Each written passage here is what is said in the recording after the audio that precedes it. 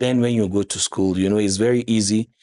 Children learn with musics, with this, and so for them is to start learning blending words, blending how to read, how to write, because as I said earlier, you find someone in primary 6, but he cannot read, he cannot write. The approach was the problem. So that's a new approach we came with, is what people used to call yaran bezda. Because everywhere you go, they will be singing kena na er makaranta na er malamai. So they will say, okay, what is that nana? How do you blend the nana? Na plus na gives you nana.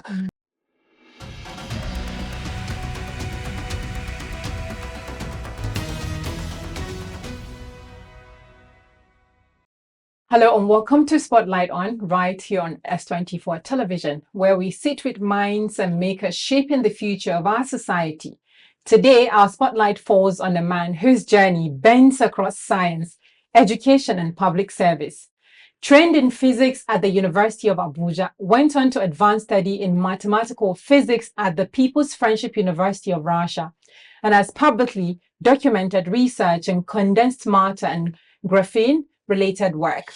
Yet his story did not remain in the laboratory. It moved into classrooms, communities, and government, from education delivery under BESDA to science, technology, and innovation leadership in Gombe State. This is a conversation about more than one man's resume. It is about whether science can speak the language of governance, whether innovation can leave policy papers and touch ordinary lives, and whether a technocrat can survive the turbulence of public office without losing the discipline of evidence. Professor Abdullahi Bappah Ahmad, thank you for joining us on Spotlight On.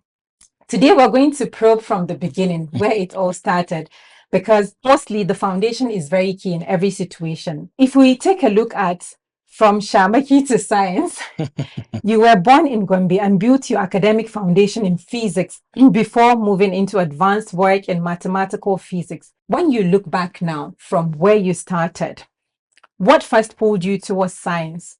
Wonder, discipline, ambition, or the need to solve real-life problems? Curiosity.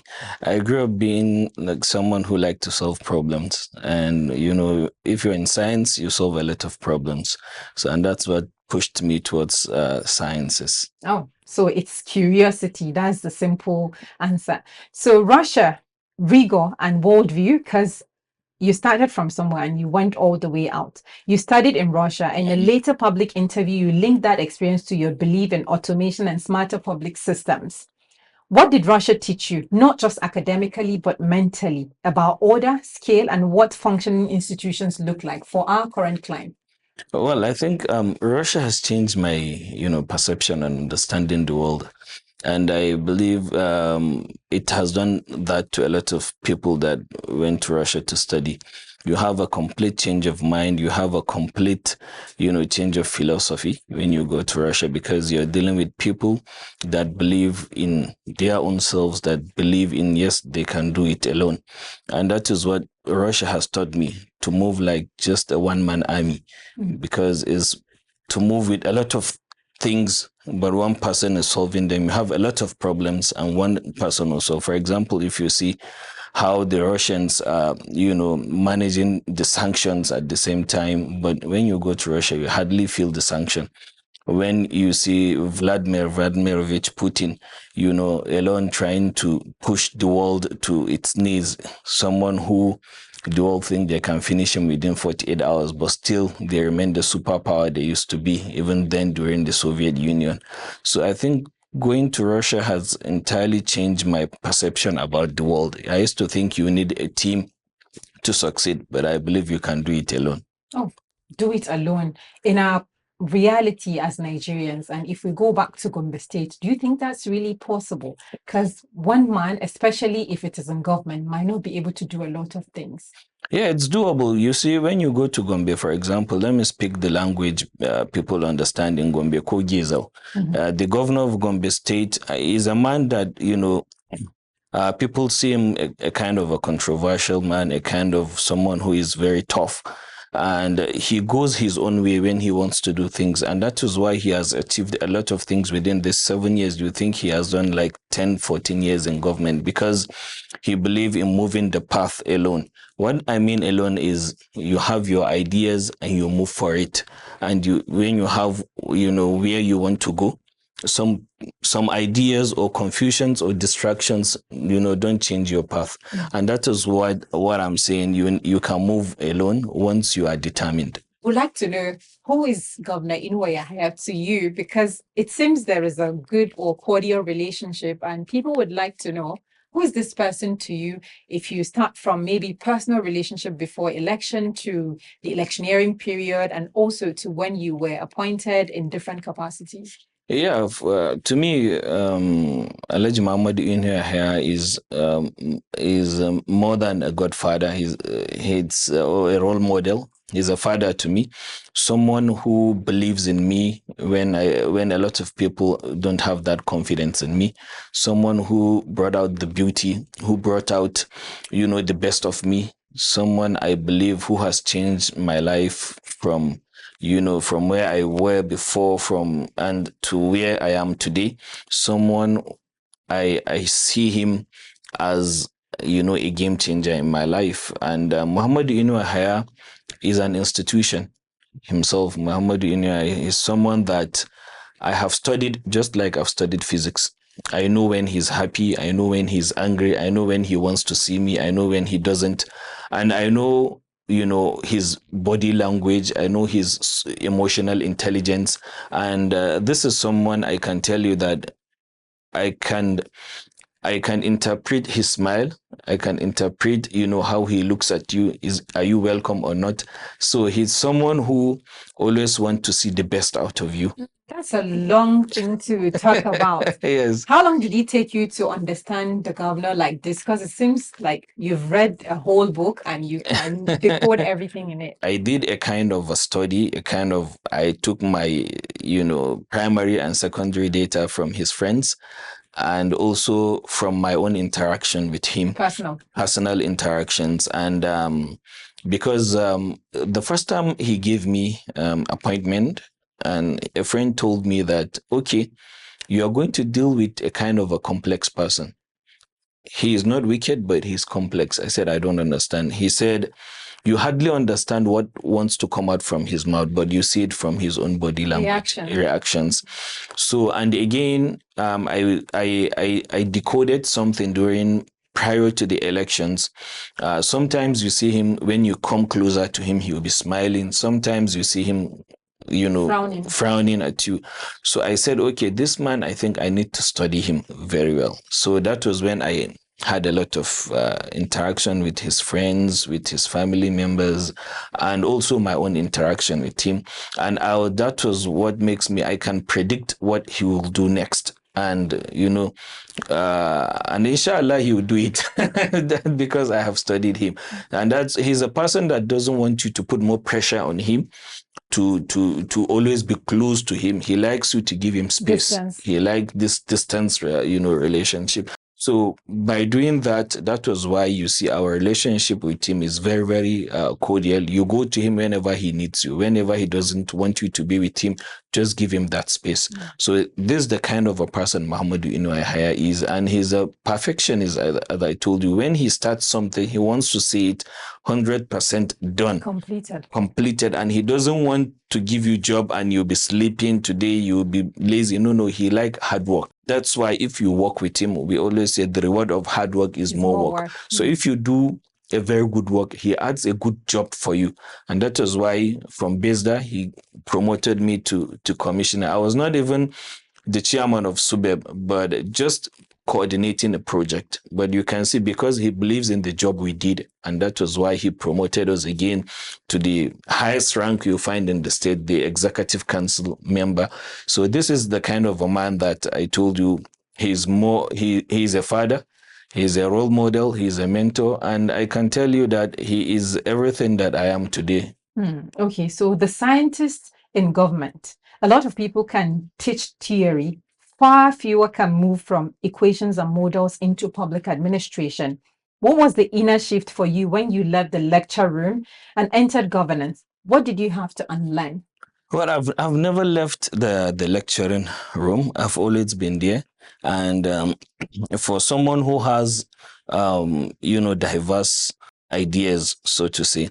I I believe that a lot of things I see, whenever I see something, the fact that I know how to code and I know how to automate a lot of things. Whenever I see things, I see them, for example, my own way of doing things. And let me give you an example. When we came in 2019, prior to the election, we believe the governor contested in 2011, he contested in 2015, and all the elections were not successful.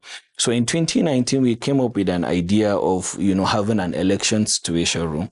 And so if we want to do that election situation room, what do we need to do? We need to do something entirely different that has been never been implemented or applied in our election in Gombe State. And that was why then we applied a normal Excel to collate our results even before INEC, announcing their results. So we did that alone. So we thought differently. We brought our ideas from the university that we think we need to collate our result electronically, even before INEC, collating their own. So we did it across all the 11 local governments, all of the polling units. We developed a simple Excel that gives us information from the polling unit to the wards collation centers, and to the state, central situation room. And that has been a game changer in the politics of Gombe State. That's really interesting because for a one man, I believe that a lot of people would think that's impossible. So why education first? You were appointed coordinator of BESDA in Gombe, a program aimed at tackling out of school learning gaps. Why did education become such a defining part of your public service identity? Coming from the northeastern part of Nigeria, you know that we have this gap when it comes to education. And even though we have the Zangaya education, but it's not recognized. But the fact that Western education came all over and took everything. When you go to northern Nigeria, a lot of people study only secondary school level, and that's all. It. And it was later on that a lot of people start going to universities, having diplomas.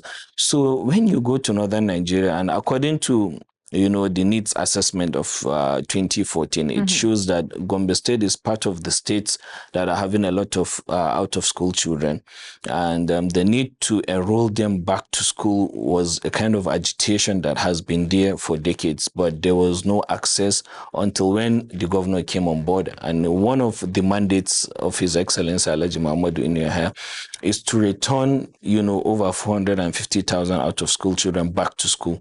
According to the baseline data we have that over 450,000 out of school children. So we came up with an idea on how to reduce this number of out of school children and give equitable access, for children that have been, so to say, marginalized, and also to improve the literacy level. Even those that are in the school need to have improvement in their literacy, because you find people in primary 5 but cannot read or write, cannot blend letters. So that was the idea. And for me, who has been in the system, who have a lot of programs that has to do with out of school children. So when we had this idea with His Excellency, I found that this is an opportunity to also give my own contribution. So, and that was how we started, by identifying the areas that has the highest number of out of school children and the schools that have proximity with these people. So we started with sensitization, advocacies, and the parents, accepted it, and we started enrolling them back to school gradually, and came up with another easy, pedagogy that they will easily understand and have. For example, we came up with the idea of Mukoma Makaranta.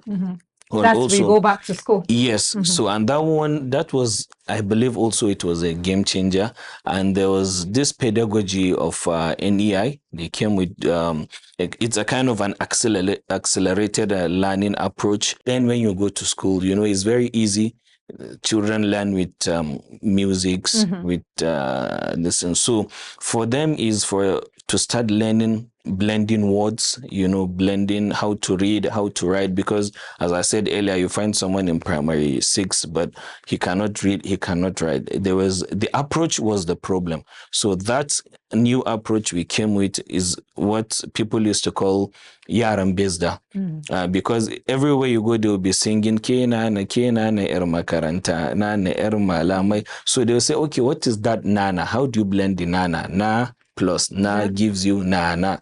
So er makaranta, that's so with that school child or so because of that song, a lot of them started reading, writing, and it was a game changer in the history of education in Gombe State. That's really lovely. Now let's go from classroom to code. In your public remarks, you framed your focus on education plus ICT modernization with a push toward e-governance and automation. For many Nigerians, that sounds good on paper. What does it actually look like in practice in a state like Gombe?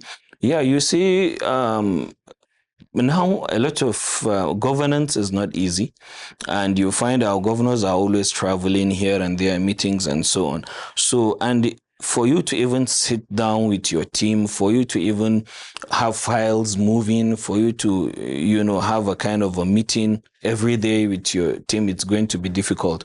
So, and again, in the public service, sometimes files, you say, where's this file? They say, oh, the file is missing. Oh, where's this file? No, for long we've seen it in this place. It's even difficult for you to track a movement of file.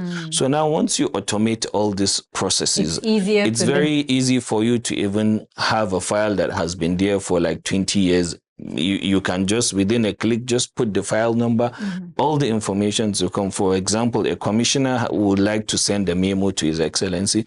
It's just for him to type his memo and forward it, to the governor, and the governor sees this. If he likes, he recommends for the discussion, or he approves, or he reroute the letter. You don't necessarily need to see the governor directly, and your file has been moving, and you can track the file. Is it in the governor's office? Is it in the finance? So these are things that, automation has brought into governance, and this is thing that we believe if all government, activities will be automated, a lot of gaps will be bridged. And that was what I told you earlier, that these are a lot of ideas that we've seen abroad and which are doable here locally. And with that automation we've started, a lot of things have, changed. A lot of people used to have difficulties seeing the governor, and even the governor sometimes will be in another place and he wants to have a meeting. It's going to be difficult for him to. Yes. So once you just, within a click, a memo or a message will be sent that so minutes or hours you're going to have meeting with His Excellency, so you'll be ready. And sometimes you see a government official want to send a message and they say His Excellency has not been on seat for 2 weeks. So it's very easy for him to just send a message and the governor sees it and he replies very easily. And you can't say the file is missing, because you can track your file, you can see where the file is. Now, let's quickly brush through building digital infrastructure in a low-resource environment. Your ministry publicly pursued ties with NITDA and Galaxy Backbone, and later Gombe sought partnership with Naseni to support prototypes and commercialization. What were you trying to build beneath the titles, skills, infrastructure, credibility, investment, or all of the above? Yeah, all of the above. You see, when you go to northern Nigeria, you find that the infrastructure deficit is just visible in Gombe State. The IT, for example, there are places that up to now they are not connected. The fibers are not there. So, and that was what Galaxy is trying to do. And also, you look at some areas that you have, the literacy level in terms of digital literacy level is very, very low.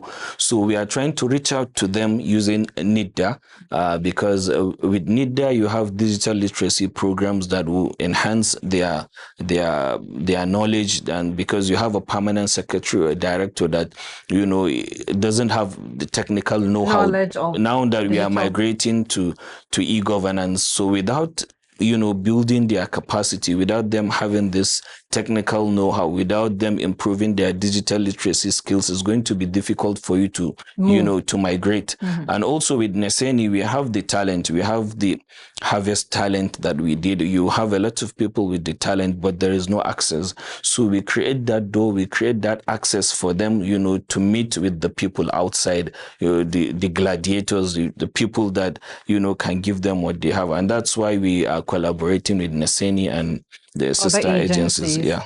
Well, so now let's look at the burden of expectation. When people look at technocrats, they often expect clean answers to dirty problems, especially in cases like yours. Has public office made you more hopeful about Nigeria or more realistic? More hopeful because I believe then when we were out of government, we were saying things is very easy to do it. But now coming, we believe it's very difficult. But I believe if a lot of people will come in, Nigeria is a country that is very, very great, that has a lot of opportunities. So you don't need to sit back and start thinking, oh, it's not going to happen. You need to come in and make it happen. So that's why I said it's very, very possible. And we are hopeful that one day we are going to have a greater country. So now when your time in office and public life is eventually assessed, what would matter more to you? Titles, policies, policies signed, systems built, or minds that you changed? Minds that have changed. And if a young boy from Gombe is watching you today, brilliant, curious, underexposed, and maybe underestimated, what will you want him to understand about knowledge, power, and purpose? Nothing comes easier. You need to work, and dedication. The reward of hard work is more work. That's true. The reward of seriously, I think when you know the way to work, you're always getting more work. We used to do something called rapid fire. It's just simple answer, yes or no, a simple sentence to the question. So let's quickly go over it so we can call it a day. The first one is physics or politics? Oh, physics. Why? It makes me think a lot. Okay. Equation or executive memo? Well, I'll go for equations. Okay, lab coat or abada? Both. No, you need to choose one. Lab coat. Okay, one word for Gombe's future. Just one word. One word for Gombe future. A greater Gombe in the future. Just one word. One word for Gombe future. Yeah. I think I'll use the governor's word of Kogizo. Kogizo. Okay, still 3 words. Anyways, one technology Nigeria is still underrated. Cybersecurity. Okay. And one public myth about innovation you dislike. It's just tough. It is, but it needs answer because scientists like are always social smart. media, it's an innovation, but it has destroyed a lot of people. And one book every young leader should read. Wow. Like, I think it's a book, 48 Laws of Power. Okay, 48 Laws of Power. Okay, I think I've seen something briefly about the book. And one thing academia taught you that politics did not. Standing firm. Standing firm. Okay. One thing politics taught you, again, that you will be able to apply in your real life. Patience. Patience. And data or instinct. Your instinct or data? Instinct. Instinct. Prof, science people used to cherish data a lot. Okay. Okay, Silicon Valley, Moscow or Gombe. Where did you learn the hardest lesson? Moscow. Moscow. That's where you study, so it's possible. Yeah. Most important quality in leadership: intelligence, courage, or restraint? Courage. Courage. Okay. If not a physicist, what would you have been? Mathematician. It's part of it. I think you study mathematics, so yeah. What should outlive you? Your office, your ideas, or your example? Wow. My ideas. I think that should outlive anyone, your ideas and the kind of impact they make in people. The last one, if you're to give a young person maybe an advice on the way to steer their life, what would it be in just one sentence?